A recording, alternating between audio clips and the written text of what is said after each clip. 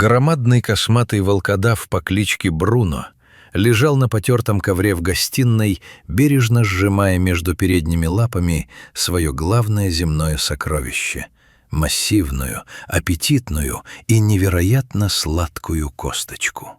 Для взрослой немецкой овчарки, чьи предки веками несли службу и охраняли границы, этот сахарный масол был не просто едой. Это был символ абсолютного, безмятежного собачьего счастья. Пес блаженно зажмурился, издавая тихое, утробное порыкивание от чистого удовольствия, и принялся методично обгладывать лакомство. Его мощные челюсти, способные с легкостью перекусить толстую ветку, сейчас работали с удивительной аккуратностью.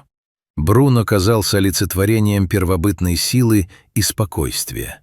Вокруг него кружили домашние запахи, из кухни доносился тихий стук тарелок, а в окно заглядывало мягкое предвечернее солнце, окрашивая его густую чепрачную шерсть в золотистые тона.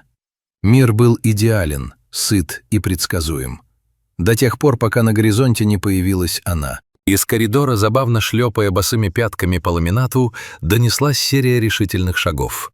Появившаяся в дверном проеме маленькая, очаровательная малышка по имени Алиса, которой едва исполнилось 1,5 года, целеустремленно двигалась к своей главной цели.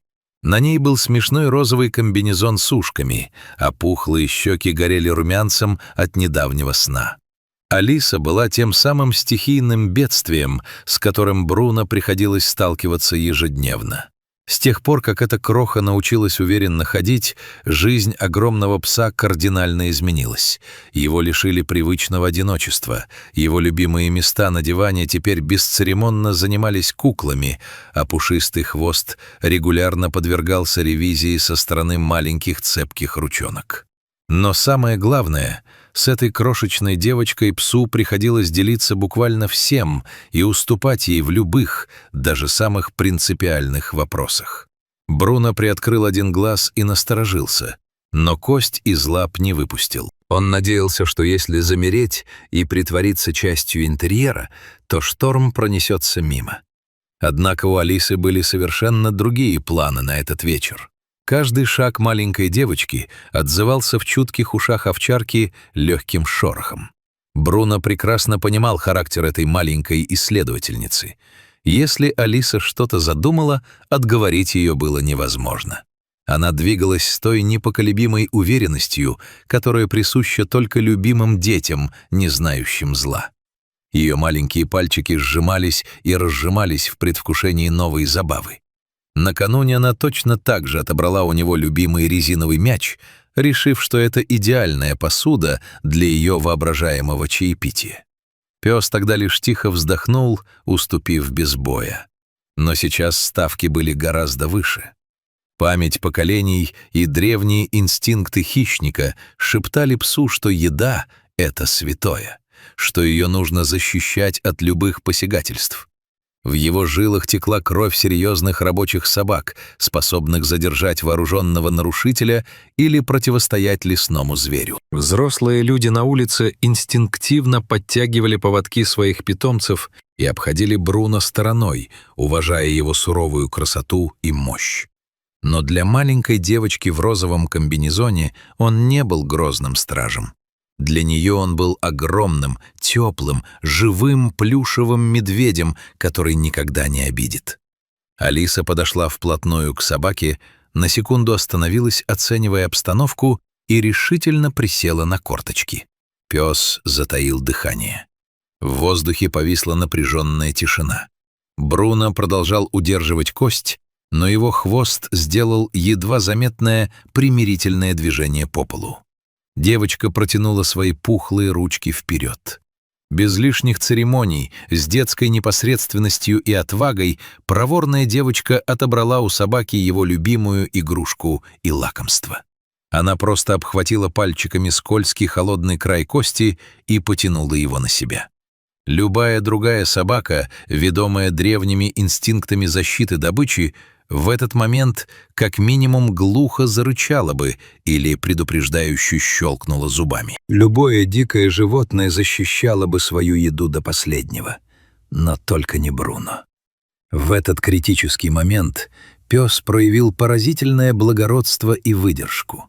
Он даже не шелохнулся в ее сторону.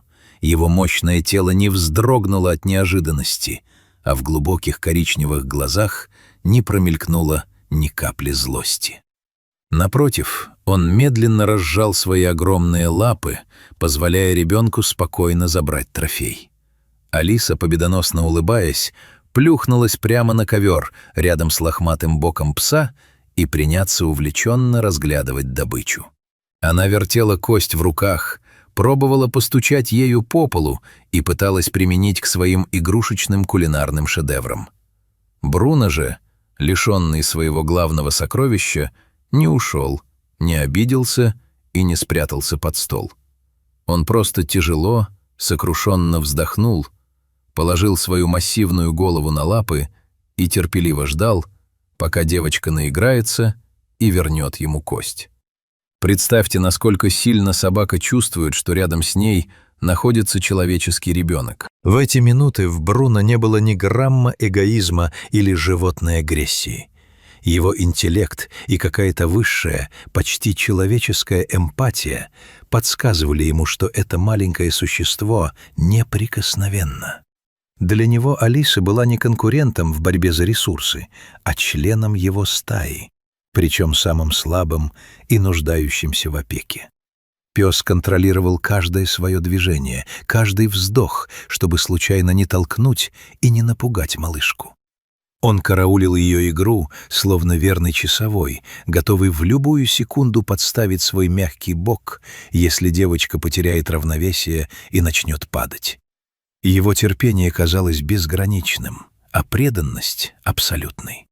Алисе действительно невероятно повезло, что в ее жизни с самых первых шагов есть такой верный друг, надежный тыл и бдительный защитник. Пока родители с замиранием сердца наблюдали за этой сценой из дверного проема кухни, боясь нарушить хрупкую идиллию, собака и ребенок продолжали свое безмолвное общение. Какими же замечательными, неразлучными друзьями они будут, когда малышка подрастет, пойдет в школу и начнет осознанно понимать всю глубину этой преданности.